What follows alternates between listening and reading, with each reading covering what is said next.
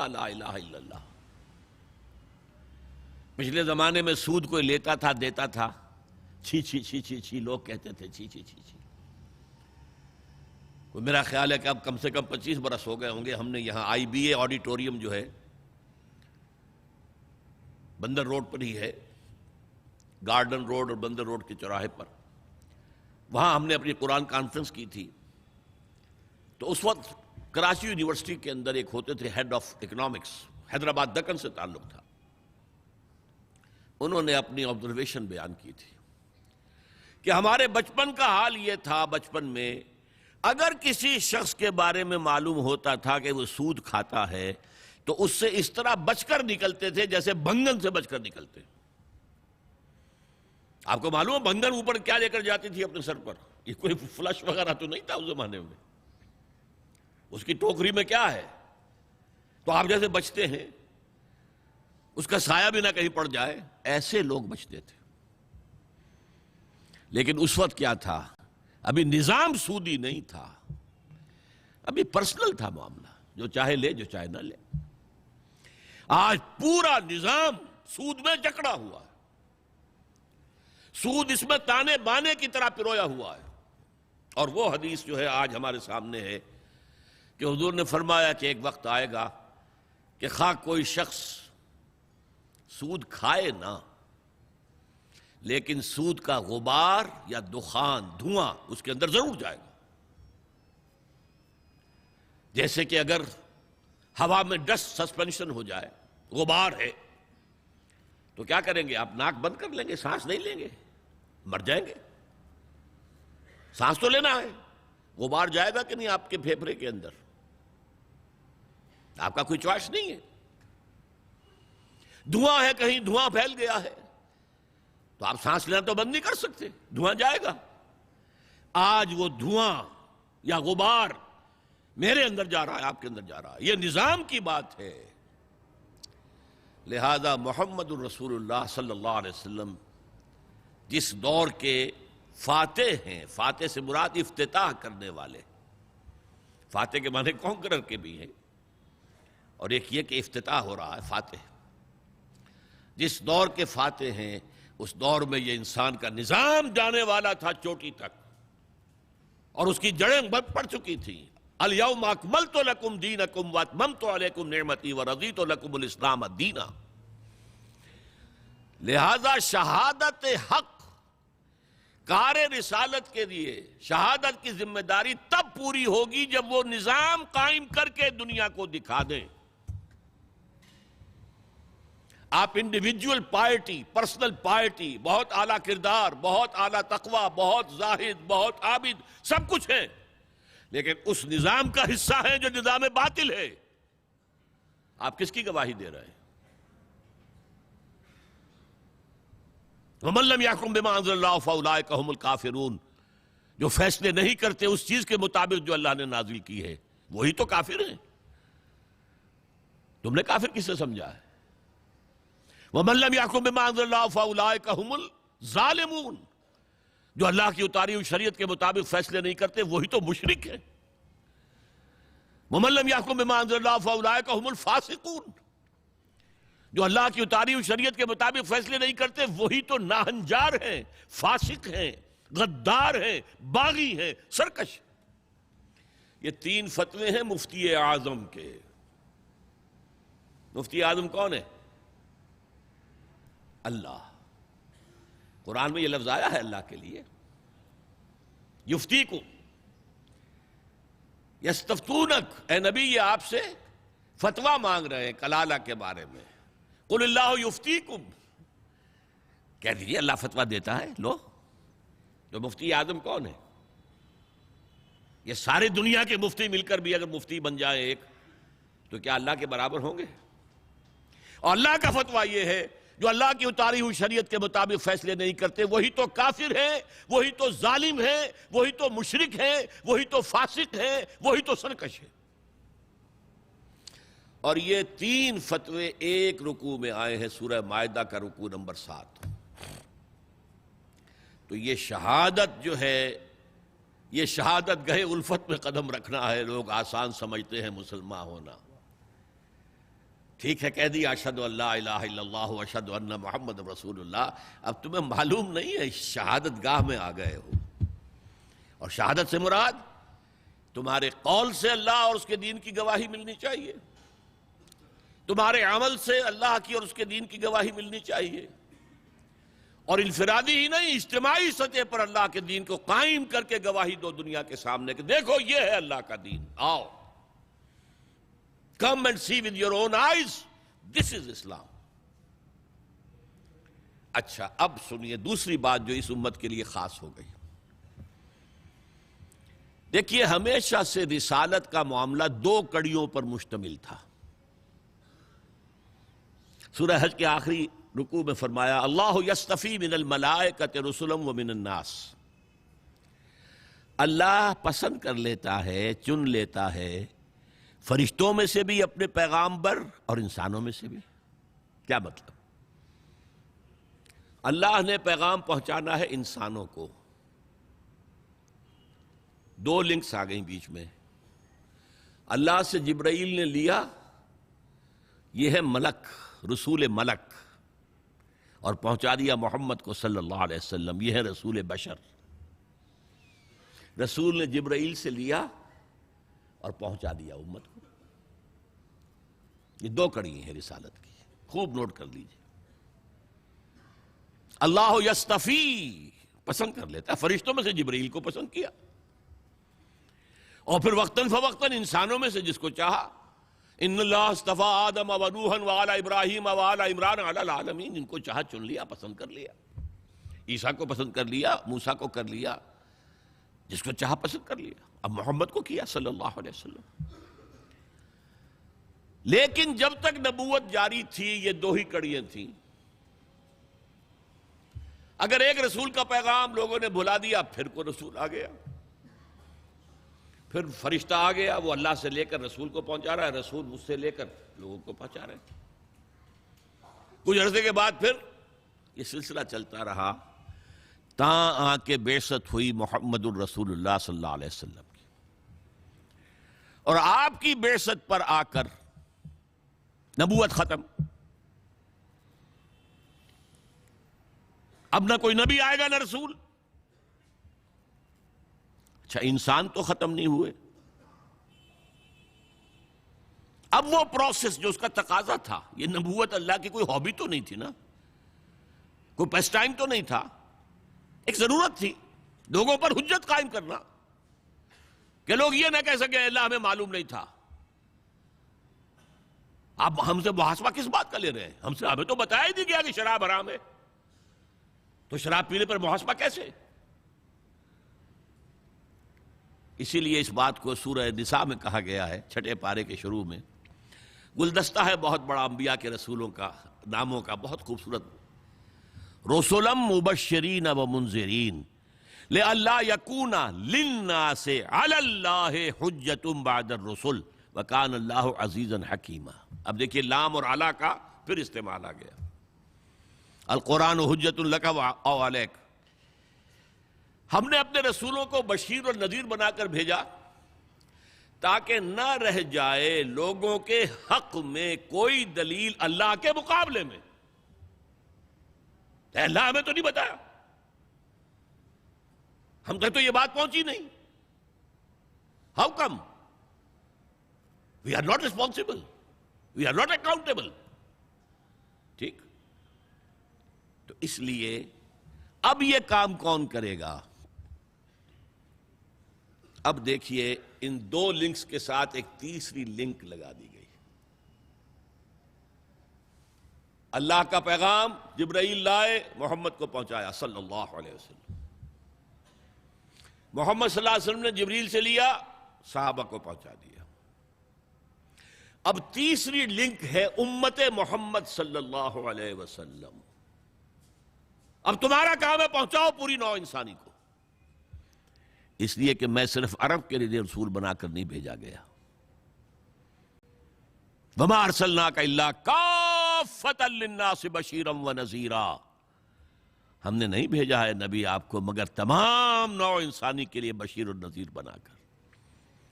تو حضور نے تو خود صرف عرب تک تبلیغ کی ہے، باقی کچھ خطوط لکھے ہیں، اس سے کوئی حجت تو قائم نہیں ہو جاتی. مکے والوں پر 12 برس تبلیغ کی ہے، ہندوستان میں تو کوئی آیا ہی نہیں، چین میں کوئی پہنچا ہی نہیں. تمام دنیا تک یہ کام اب امت کے حوالے کیا. یا تو حضور رہتے قیامت تک اور تمام نوع انسانی تک اس دین کو پہنچا کر اور کل روئے ارضی پر اس دین کو غالب کر کے سرخرو ہو کر اللہ کی خدمت میں حاضر ہو جاتے. لیکن نہیں، اللہ کی حکمت ہے. اے نبی، اب آپ کی امت کا کام ہے. اور دیکھیے کس قدر خوبصورت ہے یہ قرآن مجید میں. اسے عربی میں کہتے ہیں فقہ اللغہ.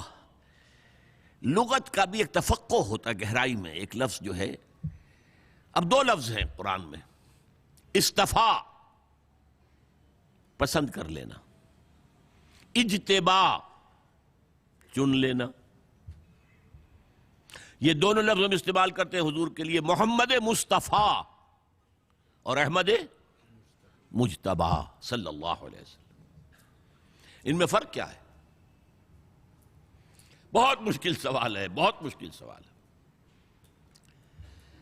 دیکھیے، استفاء میں پسند کرنے والے کی پسند کو دخل ہے.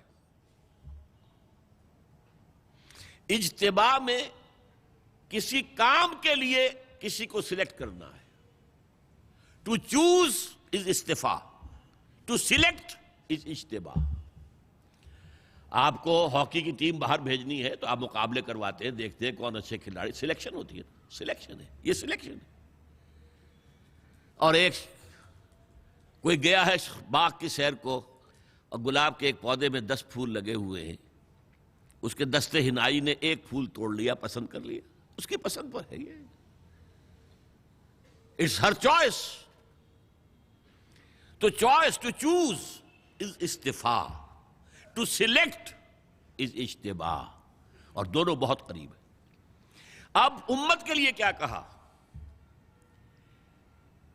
جاہدوا فی اللہ حق جہادہ ھو اجتباکم. اسی رکوع میں، وہی سورہ حج کا آخری رکوع، 6 آیتوں پر مشتمل قرآن مجید کا جامع ترین رکوع،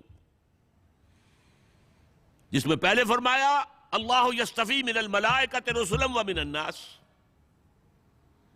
آگے فرمایا یا ایھا الذین آمنوا ارکعوا واسجدوا واعبدوا ربکم وافعلوا الخیر لعلکم تفلحون وجاہدوا فی اللہ حق جہادہ ھو اجتباکم.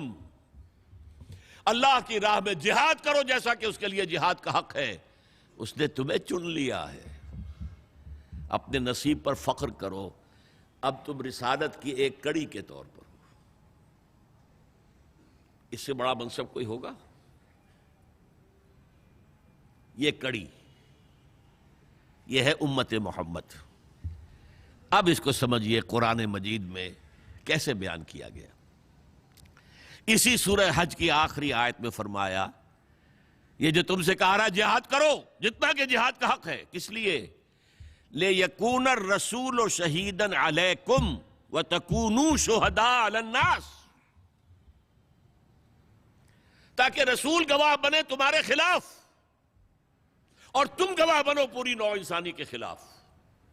اے اللہ، ہم نے پہنچا دیا تھا، تیرے رسول کی امانت ہمارے پاس آئی، ہم نے پہنچایا. یہ ہے شہادت کا فلسفہ. ہے کئی ذہنوں میں؟ یہ ہے امت کی رسپانسبلٹی. اور چونکہ اہم مضمون قرآن میں 2 دفعہ ضرور آتا ہے. یہ سورہ حج ہجرت سے متصلاً قبل نازل ہوئی ہے، اور سورہ بقرہ ہجرت کے متصلاً بعد. اس میں فرمایا وَكَذَلِكَ جَعَلْنَاكُمْ أُمَّةً وَسَطًا لِتَكُونُوا شُهَدَاءَ عَلَى النَّاسِ وَيَكُونَ الرَّسُولُ عَلَيْكُمْ شَهِيدًا. وہی بات ہے دہرا کر. اسی طرح تو ہم نے تمہیں ایک درمیانی لنک بنا دیا ہے امت کی حیثیت سے. امتاً وسطاً، اس کا ترجمہ بہترین امت بھی کر دیا جاتا ہے کہ جو چیز درمیانی ہوتی ہے وہ بہترین ہوتی ہے. لیکن میرے اس پورے فلسفے کے حوالے سے سمجھ لیجئے، یہ امت واسطہ ہے محمد اور پوری نوع انسانی کے مابین صلی اللہ علیہ وسلم. وَكَذَلِكَ جَعَلْنَاكُمْ أُمَّةً وَسَطًا لِتَكُونُوا شُهَدَاءَ عَلَى النَّاسِ وَيَكُونَ الرَّسُولُ عَلَيْكُمْ شَهِيدًا۔ اور یہ کس سبجیکٹ، یہ آیا ہے کس کانٹیکسٹ میں؟ تحویل قبلہ۔ 16 مہینے تم نے نماز پڑھی ہے بیت المقدس کی طرف رخ کر کے، فَوَلِّ وَجْهَكَ شَطْرَ الْمَسْجِدِ الْحَرَامِ، اے نبی اب اپنا رخ موڑ دیجئے مسجد حرام کی طرف۔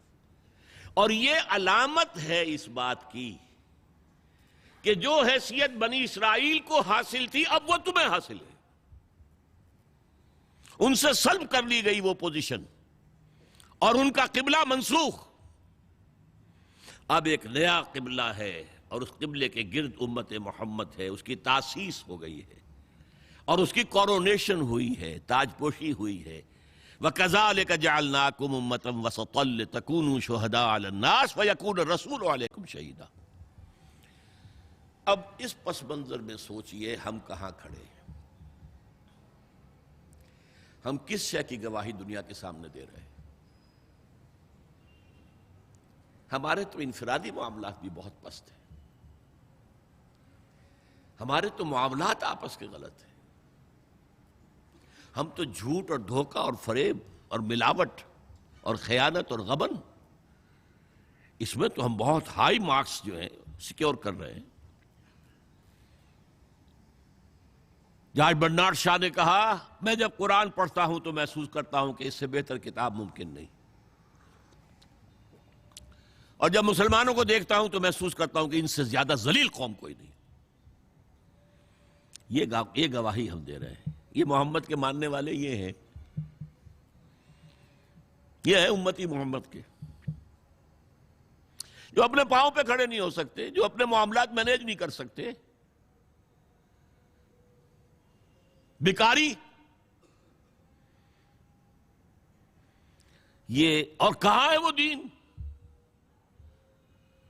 کوئی ایک ہی دنیا میں دکھا سکتے ہو کہ یہ ہے دین؟ آؤ see with your own eyes, this is دین الحق۔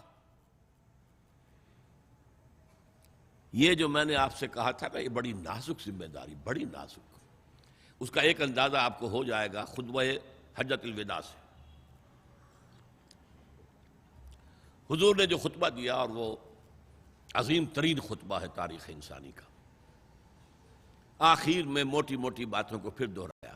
دیکھو عورتوں کا خیال کرو، عورتوں کے حقوق ادا کرو، دیکھو غلاموں کے ساتھ نیک سلوک کرنا، جو بھی تھی۔ پھر آپ نے ایک سوال کیا، الا هل بلغت، لوگوں میں نے پہنچا دیا یا نہیں؟ 1.25 لاکھ کا مجمع تھا، آج سے 1400 برس قبل 1.25 لاکھ کا مجمع بہت بڑی بات تھی، بہت بڑی بات تھی، جبکہ ابھی اسلام صرف جزیرہ نما عرب تک محدود تھا۔ آج بھی پہلے کبھی ہو جاتے تھے 28-30 لاکھ بھی، ان مینیجیبل ہو رہا تھا معاملہ۔ اب سعودی عرب کی حکومت نے کو مینیج کیا، پابندیاں لگائی، تو 20 لاکھ، یہی ہے نا، 1.25 لاکھ کا مجمع۔ اور اس کا نقشہ میں دکھا دوں، ایک ایک حرف آپ 3 مرتبہ کہہ رہے تھے۔ داہنی طرف رخ کر کے کہا، وہ سنا، پھر مکبر کھڑے ہوئے ہیں، اس نے سنا اور آگے پہنچایا، اس نے سنایا آگے پہنچایا، لاؤڈ سپیکر تو تھا نہیں، کوئی پبلک ایڈریس سسٹم تو نہیں تھا۔ پھر آپ نے سامنے رخ کر کے وہی بات فرمائی، پھر یہاں سامنے کھڑے ہوئے لوگوں نے پہنچایا، پھر بائیں طرف رخ کیا۔ اسی لیے ہر جملے کو، ہر بات کو آپ نے 3 دفعہ کہا، الا هل بلغت، میں نے پہنچا دیا یا نہیں؟ اور عام عادت صحابہ کی یہ تھی کہ اول تو حضور کے سوال پر خاموش رہتے تھے کہ واللہ ورسولہ عالم، یا اگر جواب دیتے تھے تو فرط ادب سے بہت مختصر جواب۔ وہ چلبلے قسم کے شاگرد جو ہوتے ہیں، جو استادوں کو بھی پڑھانا چاہتے ہیں، صحابہ کرام اس طرح کے نہیں تھے، اپنی لیاقت اور ذہانت کا روب جو ہے اپنے استادوں پر گاٹتے۔ وہاں تو یہ تھا کہ ایک بات جواب، یہاں 4 جواب دیے ہیں صحابہ نے۔ انا نشہد انک قد بلغت الرسالۃ وادیت الامانۃ ونصحت الامۃ وکشفت الغمۃ۔ 3 مرتبہ حضور نے کہا الا هل بلغت، اور 3 مرتبہ جواب آیا، اِنَّا نَشْهَدُ أَنَّكَ قَدْ بَلَّغْتَ الرِّسَالَةَ وَأَدَّيْتَ الْأَمَانَةَ وَنَصَحْتَ الْأُمَّةَ وَكَشَفْتَ الْغُمَّةَ۔ اے نبی ہم گواہ ہیں، آپ نے حق رسالت ادا کر دیا، آپ نے حق امانت ادا کر دیا۔ یہ قرآن تو ہمارے لیے اللہ نے نازل کیا تھا نا، آپ کے پاس تو امانت تھی۔ آپ نے امت کی خیر خواہی کا حق ادا کر دیا، آپ نے ہر قسم کی گمراہیوں کے، اندھیروں کے پردے چاک کر دیے۔ 3 دفعہ یہ جواب لے کر انگشت شہادت سے اشارہ کیا آسمان کی طرف، پھر لوگوں کی طرف، اللہم اشہد، اللہم اشہد، اللہم اشہد۔ اے اللہ تو بھی گواہ رہے، یہ مان رہے ہیں کہ میں نے پہنچا دیا۔ They can't sue me in your court on the day of judgment۔ یہ میرے خلاف استغاثہ نہیں لا سکتے کہ میں نے پہنچانے میں کمی کی ہے، یہ مان رہے ہیں کہ میں نے پہنچا دیا۔ It was the sigh of relief جس کو کہتے ہیں 23 برس کی محنت شاقہ۔ کون کون سے مراحل آئے ہیں، یوم طائف بھی آیا ہے، 3 سال کی شیب بنی ہاشم کی قید بھی ہے، معرکہ احد بھی ہے، احزاب بھی ہے، 70 مبلغین ذبح کیے گئے ہیں، کیا کیا نہیں دیکھا، کیا کیا نہیں جھیلا۔ لیکن پھر بات کیا ہوئی؟ اب آپ نے آخری بات، اللہم اشہد، اللہم اشہد، اللہ، اور اس کے بعد فَلْيُبَلِّغِ الشَّاهِدُ الْغَائِبَ۔ اب جو یہاں موجود ہیں ان کے ذمے ہے کہ پہنچائیں ان کو جو یہاں نہیں ہے۔ میں فارغ، میرے کندھے سے بوجھ اتر کے اب تمہارے کندھوں پر آیا ہے۔ اب اس غائب میں وہ بھی تمام لوگ شامل تھے جو اس وقت دنیا میں تھے اور وہاں نہیں تھے۔ شاہد اور غائب کا لفظ آ گیا جہاں سے میں نے بات شروع کی تھی، شاہد اور غائب، شاہد موجود، فَلْيُبَلِّغِ الشَّاهِدُ الْغَائِبَ، اور غائب میں وہ بھی ہے جو قیامت تک آئیں گے۔ یہ ہے اس امت کا فرض منصبی، اور اگر آپ سمجھیں یہ ہے اس امت کا فریضہ رسالت۔ ایک بڑے نکتے کی بات بتا رہا ہوں آپ کو، ایک نبوت ہے، ایک رسالت ہے۔ نبوت حضور کے انتقال کے ساتھ ختم، نبوت لینے کا نام ہے، اللہ سے لینے کا نام ہے، یہ اینٹینا لگا ہوا اور وہی آ رہی ہے۔ رسالت پہنچانے کا نام ہے۔ ایک شخص نبی بھی ہے، رسول بھی ہے، حضور نبی بھی ہے، رسول بھی ہے، یا ایھا النبی یا ایھا الرسول، نبی کی حیثیت سے ریسیو کر رہے ہیں اور رسول کی حیثیت سے پہنچا رہے ہیں۔ انتقال ہوا، نبوت ختم، کھڑکی بند، رسالت جاری ہے، رسالت ختم نہیں ہوئی، رسالت محمدی تا قیام قیامت جاری ہے۔ یہ بائی پراکسی ہے۔ اب حضور کی زندگی میں بھی تو صحابہ نے آپ کا ساتھ دیا تھا کہ نہیں دیا تھا؟ جو ایمان لایا اسی کام میں لگ گیا۔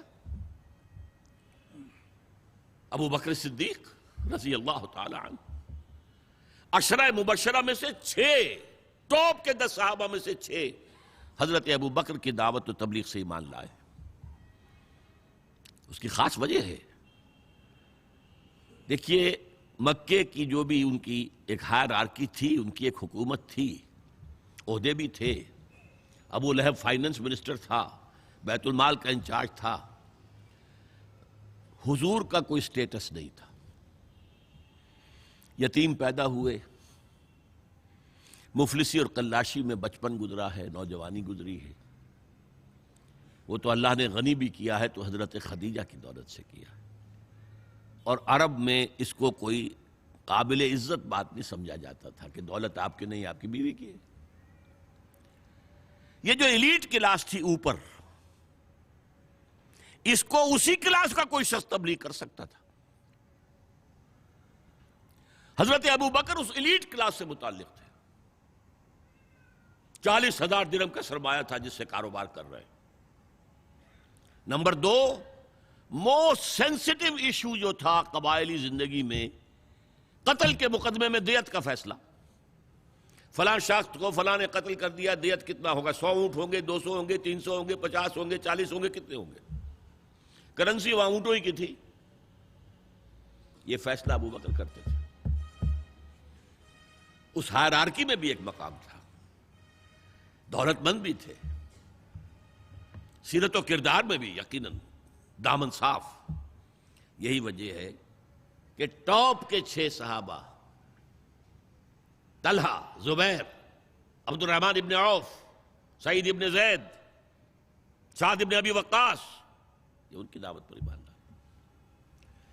تو اس وقت بھی صحابہ ساتھ تھے، اور آئندہ اب یہ امت کے ذمے ہے پہنچانا، اور نہیں پہنچاتی تو پوری دنیا ہمارے خلاف مقدمہ دائر کرے گی اللہ کے. اے اللہ، یہ ہے تیرے خزانے کے سانپ، یہ بنے پھرتے تھے سارے نبیوں سے اعلیٰ ہمارا نبی، سارے نبیوں سے اعلیٰ ہمارا نبی، گا گا کے اور ناچ ناچ کر انہوں نے نہ اسلام ہمارے سامنے پیش کیا، نہ اپنے عمل کے ذریعے سے پیش کیا، نہ تبلیغ کی، اور نہ ہمیں کوئی نمونہ دکھایا.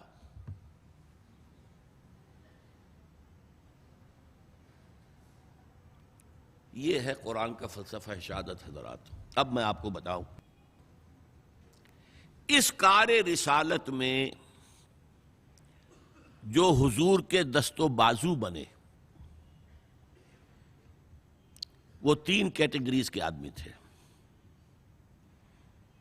صدیقین، شہداء، صالحین. یہ اب ایک اور ٹرم ہے، شہداء ایک اور معنی میں آ رہی ہے. وہ کہا گیا ہے سورہ فاتحہ میں، ہم پڑھتے ہیں نا، اہدنا الصراط المستقیم صراط الذین انعمت علیہم، ہمیں سیدھے راستے کی ہدایت بخش، ان کا راستہ جن پر تیرا انعام ہوا. ہوا دے. یہاں تو چونکہ بات مختصر ہے، سورہ نساء میں کھول دی، وَمَن يُطِعِ اللَّهَ وَرَسُولَهُ فَأُولَٰئِكَ مَعَ الَّذِينَ أَنْعَمَ اللَّهُ عَلَيْهِم مِّنَ النَّبِيِّينَ وَالصِّدِّيقِينَ وَالشُّهَدَاءِ وَالصَّالِحِينَ وَحَسُنَ أُولَٰئِكَ رَفِيقًا. جو اللہ اور اس کے رسول کی اطاعت پر کاربند ہو جائیں گے انہیں معیت حاصل ہوگی، انبیاء کی، صدیقین کی، شہداء کی اور صالحین کی. یہ 4 کارڈرز ہو گئے. بیس لائن صالحین، ٹاپ نبی، نبوت کا دروازہ بند. یہ پہلے بھی اکتسابی شے نہیں تھی، یہ اللہ دیتا تھا جس کو دیتا تھا. وہاں بھی 2 راستہ درمیان میں رہ گئے، صدیق اور شہید. ان میں فرق کیا ہے؟ دیکھیے، صدیق ان کو کہا جاتا ہے جنہوں نے ایمان کی دعوت کو قبول کرنے میں کچھ دیر نہیں لگائی، سپونٹینیس. اس لیے کہ ان کے اپنے اندر وہ بات پہلے سے موجود تھی. دیکھنا تقریر کی لذت کے جو اس نے کہا، میں نے یہ جانا کہ گویا یہی میرے دل میں تھا، لہذا کوئی دیر کا سوال ہی نہیں. حضور فرماتے ہیں کہ میں نے جس کے سامنے بھی ایمان کی دعوت رکھی اس نے کچھ نہ کچھ توقف ضرور کیا، سوائے ابو بکر کے کہ اس نے ایک لحظے کا توقف کیے بغیر تصدیق کی. یہ صدیق وہ لوگ ہوتے ہیں، جدید اصطلاح میں آپ کہیں گے انٹروورٹس، دروبین. ہمت ہے تو افکار کی دنیا سے گزر جا، اپنے افکار کی وادیوں میں بھی سفر کر رہے، دل کی گہرائیوں میں بھی، اپنے من میں ڈوب کر پا جا سراغ زندگی. ان کا مزاج جب غور و فکر کرنے والے ہیں، سوچنے والے ہیں، نیکی کی حس بیدار ہے، از خود اپنی فطرت سلیمہ اور عقل سلیم کی روشنی میں وہاں پہنچ گئے آس پاس. لہذا دعوت آئی، فوراً تصدیق.